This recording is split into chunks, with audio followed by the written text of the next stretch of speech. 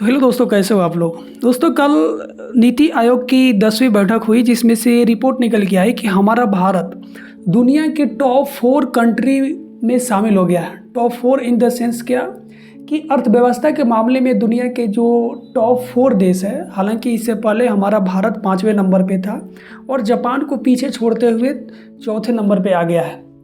तो दोस्तों, इसका मतलब क्या है, क्या होता है जीडीपी, और जीडीपी बढ़ने से हमारा देश टॉप 4 में आने से क्या हमारे देश के लोगों पे कोई इसका असर पड़ेगा। हमारा देश तो भले अमीर हो गया है, दुनिया के चौथे अमीर देशों में शामिल हो गया है, 4th नंबर पे है, लेकिन क्या हमारा देश का नागरिक टॉप 10 के लोगों के देश में है? क्या 100 देशों के जो लोगों की हालत है उसके मामले में हमारा देश के लोग हैं, या फिर हमारा देश काफ़ी पीछा है? दोस्तों, आज हम इसके ही बारे में बात करेंगे कि हमारे देश का जीडीपी जो चौथे नंबर पे आ गया है जापान को पछाड़ते हुए। जो आप नीति आयोग की जो बैठक थी उसमें आप ये देख सकते हो, सुब्रमण्यम साहब है जो नीति आयोग के सीईओ है, उनको देखिए थोड़ा। I think the country is at a take-off stage where it can grow very, very rapidly, as has been done by many countries in the past. So this was the context. Given this, as well as the demographic dividend that India is actually blessed with for the next 20-25 years, that we can grow rapidly, the Prime Minister gave a call that all states to prepare a vision documents at their level. And this is already visible in the growth of India. We are the 4th largest economy as I speak. We are a $4 trillion economy as I speak. And this is not my data, this is IMF data. India today is larger than Japan. So it's only the United States, China and Germany which are larger. And if we stick to what is being planned, what is being thought through, it's a matter of another 2.5 to 3 years, we would become the 3rd largest economy. And in this, the reason for the Prime Minister... मतलब इधर सुब्रमण्यम साहब का कहना है कि हमारा देश जो है भारत है 4th लार्जेस्ट इकोनॉमिक कंट्री बन गया है जापान को पीछे छोड़ते हुए। तो दोस्तों, चलो उसको भी हम लोग देख लेते हैं। ओके, ये रही जो यूनाइटेड स्टेट, चाइना, जर्मनी और इंडिया, और उसके बाद 5वें नंबर पे जापान आ गया, जो कि 5वें नंबर पे इंडिया था। लेकिन दोस्तों, अभी आप देख सकते हो कि 4.47 ट्रिलियन जो है डॉलर जर्मनी की है, और इंडिया के 4.19, और जापान का भी 4.19। हालांकि क्रॉस नहीं किया है इंडिया, उसके बराबरी किया है। लेकिन दोस्तों, हम यहाँ पे एक बात आपको समझने वाले और समझाने वाले हैं कि हमारा देश चौथे अर्थव्यवस्था तो बन गया है, लेकिन हमारे देश की लोगों की हालत क्या है? क्या ऐसा नहीं है कि हमारा देश rich country with poor population? देश तो काफ़ी अमीर है, लेकिन देश में रह रहे लोग काफ़ी गरीब है। तो उस पर भी नज़र हम लोग डालते थे। हम लोग जो अभी बातें कर रहे हैं आंकड़ा के हिसाब से कर रहे हैं, एक बनी बनाई बात नहीं कर रहे हैं। यहाँ पे आप लोग देख लिए कि हमारा देश जो है इंडिया चौथे नंबर पे है पूरी दुनिया में जो अर्थव्यवस्था है। और हाँ, चलो जीडीपी क्या होता है जिसके तहत हम लोग ये आंकड़ा निकालते हैं कि इंडिया 4 नंबर पे आ गया। तो देखो, जीडीपी होता क्या है कि किसी भी देश का जीडीपी उस चीज़ पे निर्भर करता है कि वो उस देश में कितनी कमाई हो रही है, कितनी प्रोडक्शन हो रही है। जैसे कि मान लो कि अगर एग्जाम्पल के तौर पर हम बात करें कि एक घर है जिसमें 7 लोग रह रहे हैं, और उस घर के 2 लोग हैं वो नौकरी करने जाते हैं और 15 हज़ार रुपया कमाते हैं, इस सर्विस दे रहे हैं, तो 15 दूना 30 हज़ार रुपया हो गया। उस घर की एक महिला है जो समझ लो कि अचार बनाती है, अचार का प्रोडक्शन करती है, वो 10 हज़ार का पर मंथ प्रोडक्शन करती है, तो 15 30 और 10 40 हज़ार हो गया। तो उस घर का जीडीपी कितना हो गया? 40 हज़ार हो गया। वही देश पर भी लागू होता है कि हमारे देश में जो भी इंफ्रास्ट्रक्चर बन रही है, जो भी हमारे देश के द्वारा सर्विसेज दिया जा रहा है, जो हमारा देश प्रोड्यूस कर रहा है, बना रहा है, इस पूरी चीज़ों का कीमत कितना है, उसी को जीडीपी बोलते हैं, जो कि अभी 4.19 ट्रिलियन डॉलर हो गया है। तो ये तो बात सही रही, लेकिन हम यहाँ पे देखते हैं कि हमारे देश के लोगों की हालत क्या है। क्या हमारा देश जिस तरह से अमीर चौथे नंबर पे आ गया है, हमारा देश की जो लोग हैं उनकी भी जो हालिया व्यवस्था चौथे नंबर पे आ गई है? क्या हमारे देश के लोगों की भी व्यवस्था जापान की लोगों की जो क्या बोलते हैं हालत है उसके बराबर है, या उससे बेहतर है, या उससे काफ़ी घटिया है? उस पर नज़र डालते हैं। तो दोस्तों, ये जीडीपी पर कैपिटा इनकम जो है क्या बोलते हैं, ओके चलो इसको हम लोग देखते हैं। हाँ देखो, ये क्या है, जर्मनी, इंडिया और जापान को हम पीछे छोड़ दिए हैं, लेकिन जापान का पर कैपिटा इनकम बोले तो क्या, एक व्यक्ति का जो आय होता है उसी को हम लोग सिंपली भाषा में क्या बोलते हैं, जीडीपी पर कैपिटा बोलते हैं। तो जापान को हम लोग पीछे छोड़ दिए हैं। पर व्यक्ति आय कितना है, 33,996 यानी 33.96 थाउजेंड, बोले तो कितना हो गया, 33,960 $60 हो गया है पर व्यक्ति आय। समझ रहे हो ना ये वाला, ठीक है। लेकिन वहीं उसके ऊपर जस्ट देखोगे कि हमारा इंडिया का पर व्यक्ति आय कितना है, तो $2,880। जापान को तो हम पीछे छोड़ दिए हैं और ये काफ़ी खुशी की बात है।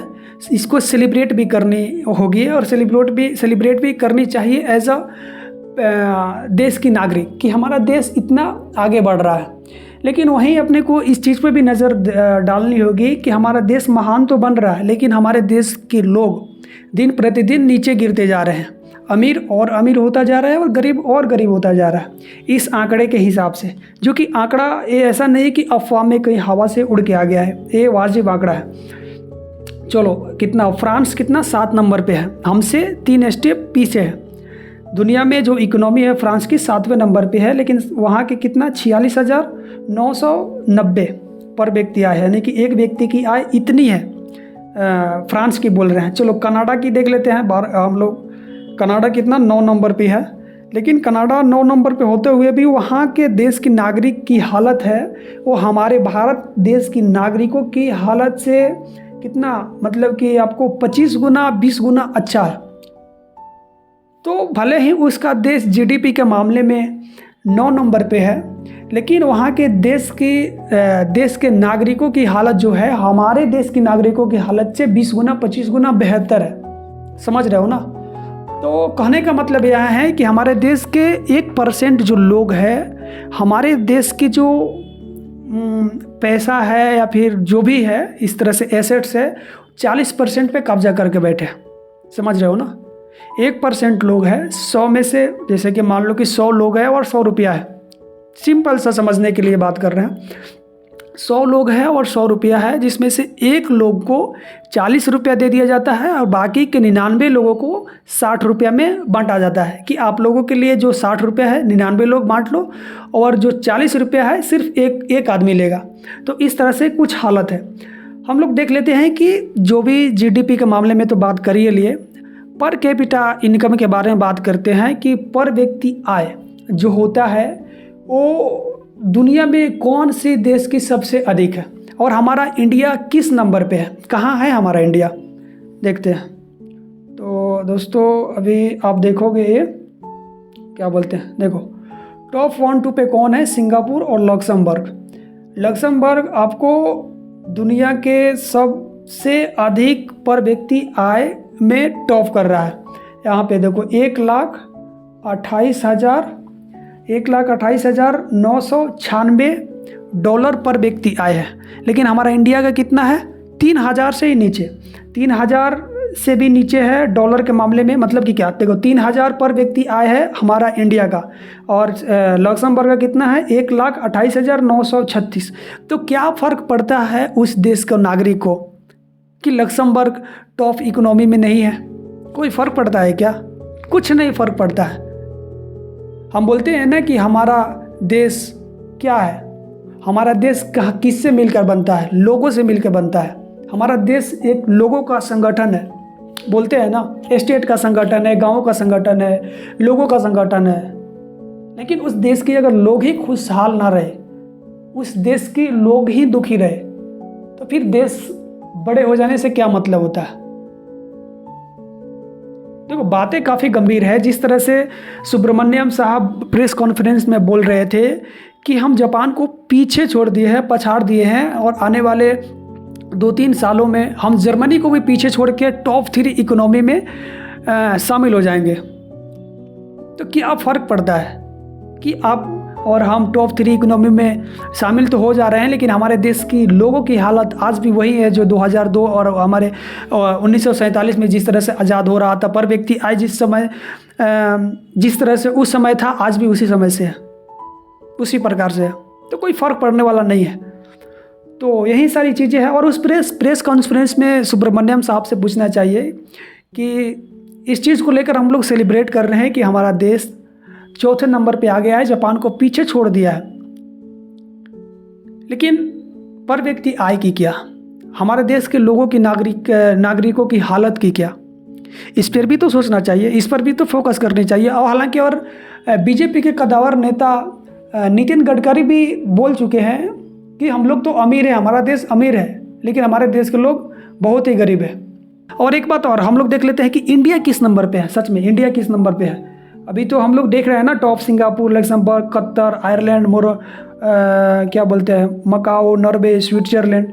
इंडिया की नंबर देखते हैं, India India India India India. Kuwait 37 number पे है, जापान 39 नंबर पे है पर व्यक्ति आय के मामले में, पर कैपिटा इनकम के मामले में। और सर्बिया भी हमसे काफ़ी आगे है, जॉर्जिया, मैक्सिको, ये सब हमसे, थाईलैंड भी हमसे काफ़ी आगे है। आपको आ जा इंडिया कितना नंबर पे है? ओके, श्रीलंका 107 नंबर पे है। यानी कि श्रीलंका के लोगों की जो व्यवस्था है, पर व्यक्ति आय है, वो हमसे बेहतर है। वियतनाम के भी 72 है।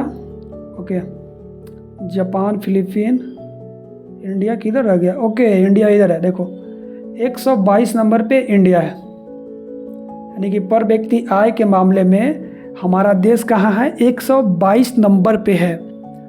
भले ही कहने के लिए हम तो कह रहे हैं कि हमारा देश जो है चौथे अर्थव्यवस्था बन गया है, लेकिन चौथे अर्थव्यवस्था बन तो गया है, लेकिन हमारे देश के लोगों की हालत आज भी 122 नंबर पे है। तो यही सारी चीज़ें हैं भाई लोग, बस आपको अपडेट देनी थी कि जिस तरह से बताया जा रहा है कि पर जीडीपी हमारा तो चौथे नंबर पे आ गया है और तीसरे नंबर पे भी हम 2 साल के बाद चले जाएंगे, लेकिन लोगों की हालातों के क्या। मिलते हैं किसी नेक्स्ट वीडियो में, तब तक के लिए धन्यवाद।